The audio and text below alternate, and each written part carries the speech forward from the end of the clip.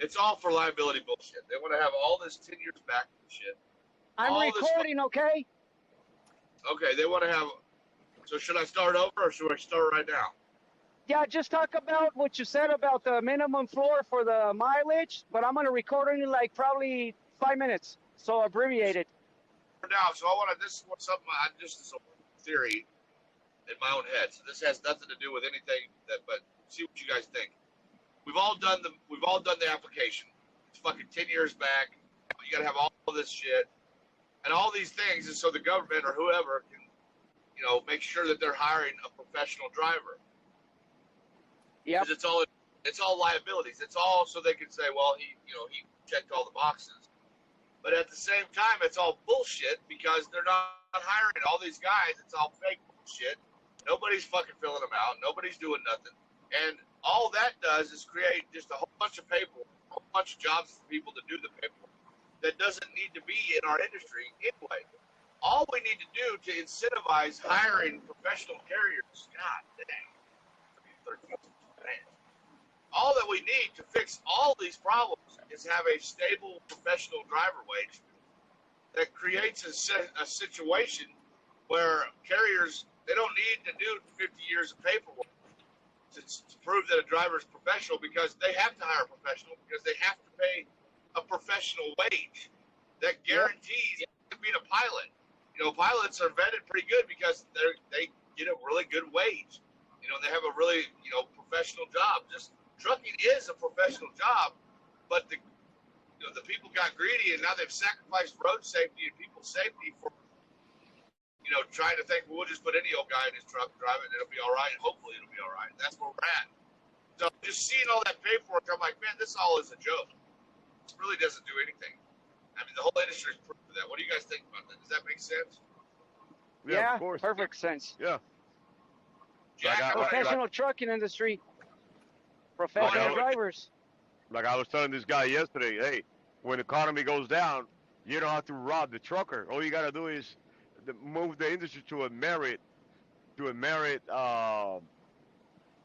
system in which you're gonna give the load to your best carrier that calls for that load. Because if someone calls and it got 60% of safety issues and the other one's got accidents, and you have a carrier that calls you that have inspections and 100% record and no accidents, no freight guards, nothing in the record, hey, that's the carrier you got to give the load to, because he's the one that's the professional carrier. But you don't have to rob people. That is what's wrong in the industry. Well, here's the thing. Here's what it should boil down to. The shipper's the one that's buying this. We're the service provider. At some point, we got to realize that the shipper's going to have to eat the cost of inflation up and down, not the guy providing. Diesel price is the diesel price, whether we're having hardships or not.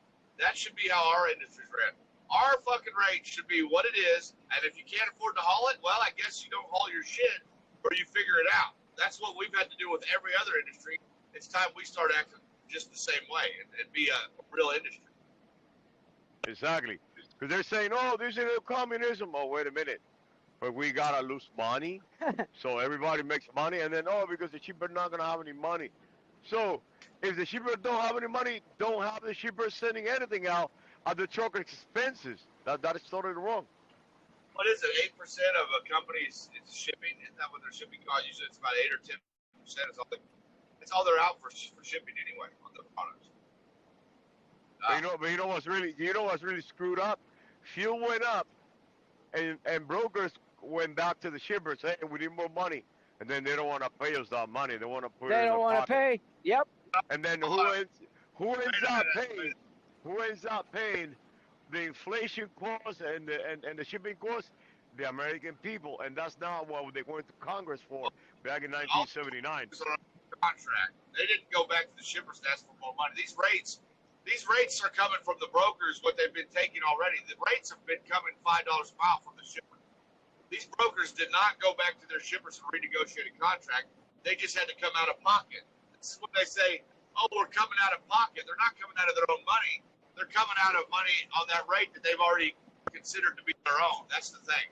So now they're getting they're getting less of a margin than they would. Jack, you can probably explain that better than anybody, being a broker, being an expert. brokers charge a part of the accessory charges is the fuel surcharge. So when the fuel goes up, they send the bill for the fuel surcharge, which is higher money.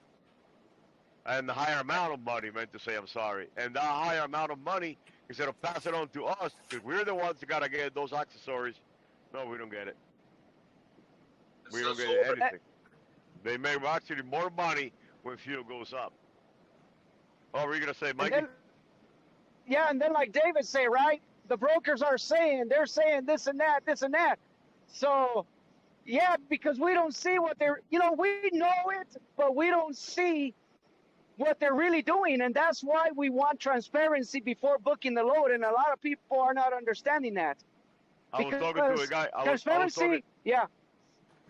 talking to a guy yesterday. The guy said, we're not going to Kenwood. I don't know. I never asked Kenwood what they pay for their parts or how much it costs to make a truck. And I told him that's exactly that's free market. Yeah, that's free market. And I told him, you know what happens? That's when you can set your price. But we can't set the price. Stupid brokers do, and then they hide it from us. Like, what would happen? But you know what happened? The guy was a broker. He was posing as a trucker. Oh, man. And I got him so well. He had to admit, I'm smart because I'm a broker. And I told him, you're a leech. You're nothing. and I told him, you're a leech. You're a problem. That's why I call him, you know what? Every time I see one of you Stockholm Syndrome people, I call them that. Every time I see one of you Stockholm Syndrome people, you guys always come out to be a broker in the end, because it's impossible that you can't relate to a trucker. Go ahead, Jack. Tony, I've got a question for you. So go ahead, brother. When you sign the contracts on these loads with the brokers, do the contracts have 100% fuel surcharge going to you as the carrier? Nope. Why not? Some of these, because that's not a standard in the industry. That's not the standard in the industry. The industry, it should have said the mileage. We agree upon accessorials, tolls, accessorials, fuel, accessorials. If it's a flatbed like you, tarping, chaining, and the list goes on.